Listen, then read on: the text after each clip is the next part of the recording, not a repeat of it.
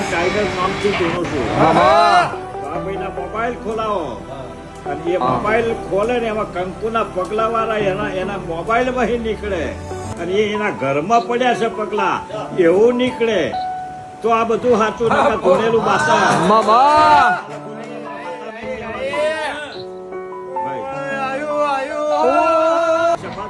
બરોબર મારું બોલવું છે. હું ઓનલાઈન ટાઈગર માતા ધોળતી છું. તો તમારા મોબાઈલ માં શું રમત છે એ ના ઓળખું તો માતા ના કહેવાય.